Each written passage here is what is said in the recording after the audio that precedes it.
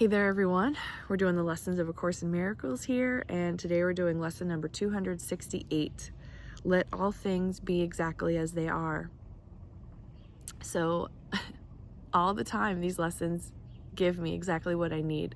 So I woke up before sunrise this morning thinking about how I need to get an oil change in my Jeep, and there are repairs that need to be done on the RV. And the way that our schedule is, there's no time really to separate the Jeep from the trailer, because that's what's towing it.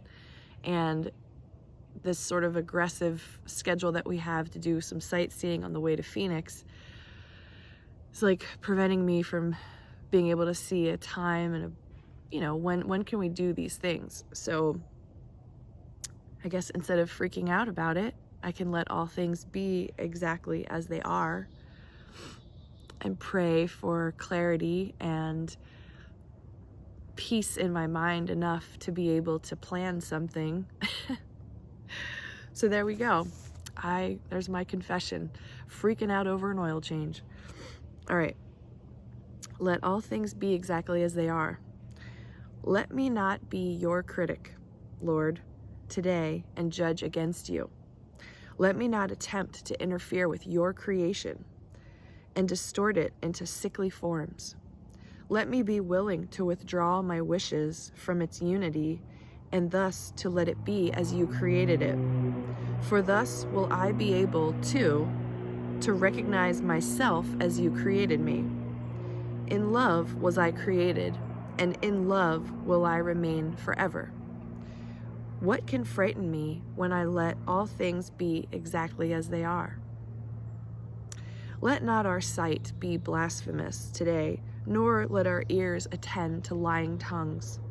Only reality is free of pain. Only reality is free of loss. Only reality is wholly safe, and it is only this we seek today. Alrighty then, let that mean what it does for you.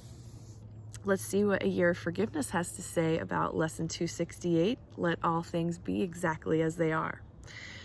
You are blessed beings indeed. I am that one you know as Jesus. Most of you do not live in reality. You live in a fantasy world of which you are the director. Now, it seems as if there is a contradiction here. We say you are the creator of your reality, and here we say your reality is incorrect. What we want to clarify in this lesson is that when you are not aligned with love, and you have not had untrue beliefs and ideas clarified from your mind, you are living in a distorted version of reality. You live a lot in your future world. It is an imaginary world. Your future world is a fantasy world.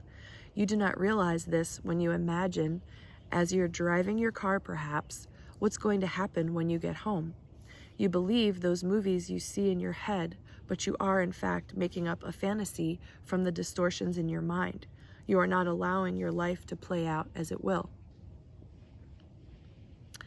And I would say with my concerns about getting an oil change, it's really what's underneath it is I've never let it go this far before, where like the oil quality or whatever it's called, it's down to like 1%, and then I got the message last night, oil change required. I've never let it go that far before. I might let it go to like 3% or 5%, I don't know. And even that, I know it's just a program thing. It's not necessarily measuring exactly the quality of the oil that's in the car, but yeah, like I'm worried about letting it go and never having let it go this far before, and feeling irresponsible because I'm towing this travel trailer. So I feel like I'm overtaxing the car. So I have all these like fears about what might happen and how I'm supposed to be taking better care of my vehicle, and why did I procrastinate, and yada, yada, yada. So I suppose that's exactly what we're being told here, is that's my fantasy world and not reality. Resentments, of course, are regurgitations of old fights, old wounds, and old hurts. Once again, you leave the present moment and live in a fantasy world. Your fantasy of what happened, of being unfairly treated, or of that sinner doing something against you.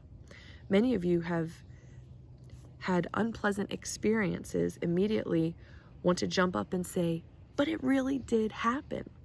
And yes, perhaps you had an experience that was not much fun, but every time you go back to claim it as yours, you re-inflict that pain on yourself. The other person, the person who may have hurt you once in the past, is not involved in that victimization. You are. You are choosing to go back and relive in movies in your mind a bad thing that happened to you because you want to. Now that's really, really important too, to ruminate and go back in time and re-experience something and then feel the same bad feelings. We're calling that in, and it's a choice. This is a very difficult part of this forgiveness process for those of you who have wounds that you have nurtured and fed for a long time. But we assure you that you do not really want those wounds. You do not want that resentment. You do not want that contaminating energy to grow in the present and show up again in the future, because that is what will happen.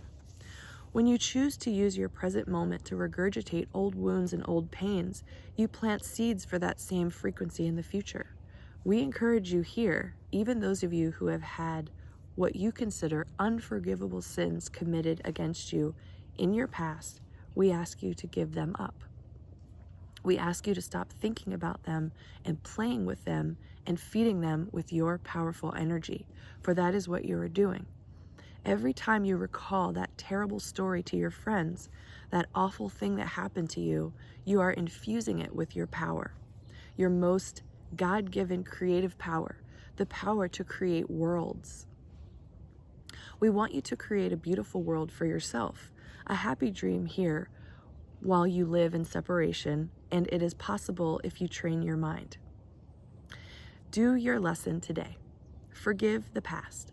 Stop ruminating on anything other than what is happening right now, and appreciate the opportunities that every day gives you to share your magnificence with your brothers and sisters. I am that one you know as Jesus, and we will speak to you tomorrow. Well, there we have it. Let all things be exactly as they are. Today we are just south of Salt Lake City and heading to Zion National Park, which I'm really excited about. And yeah, we'll see what happens as the day goes by. But I'm gonna try to relax and not ruminate on what I haven't done, and just allow whatever plans need to unfold to make sure that I feel comfortable with the maintenance plan here for the vehicles. That's my thing today. Hopefully you're having a great day, and whatever you're dealing with, that these lessons are helping you as well. Lots of love to you. I will talk to you tomorrow.